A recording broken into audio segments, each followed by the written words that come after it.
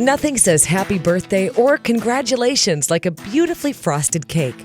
With just a few steps, you can frost a cake with confidence and enjoy the oohs and ahs from your guests. You'll need this basic equipment: a long serrated knife, cake plate, waxed paper, simple syrup, pastry brush, offset spatula, frosting. Step 1. Make flat tops. If the cake layers have dome-shaped tops, you'll need to trim them to make the tops flat.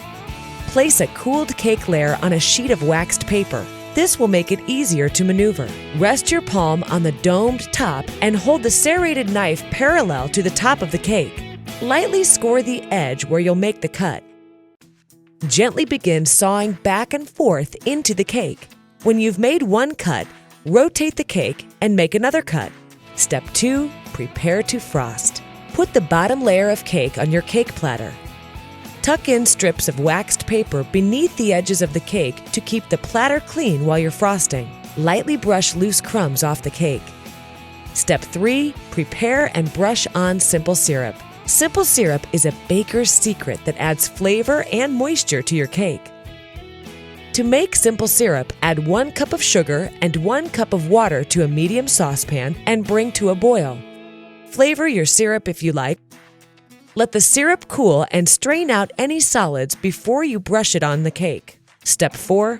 Frost, layer, then frost again. Place a large dollop of frosting on the center of your first layer. Spread it evenly to the sides. It doesn't have to be perfectly even because the top cake layer will flatten it out. Carefully place the top layer, cut side down, on top of the frosted layer. Do your best to align the layers. Don't worry if frosting squeezes out the sides. You'll use that later. Brush off any loose crumbs from the top and apply more simple syrup.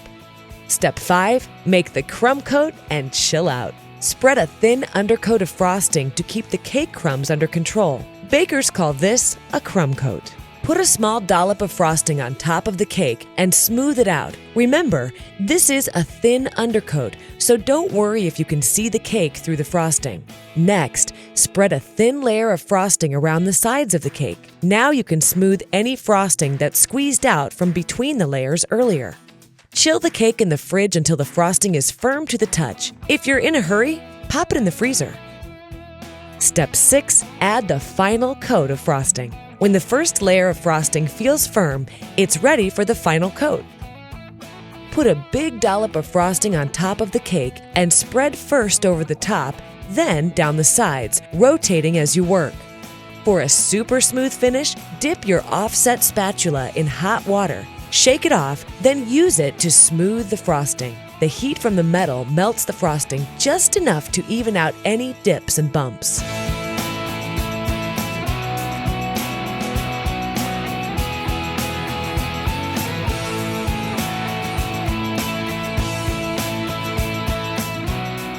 Put the finishing touches on your cake with edible flowers, fruit, chocolate shavings, or sprinkles. When you've finished, carefully pull away the strips of waxed paper and wipe off any spills with a damp paper towel. Now get the candles ready and let the celebration begin.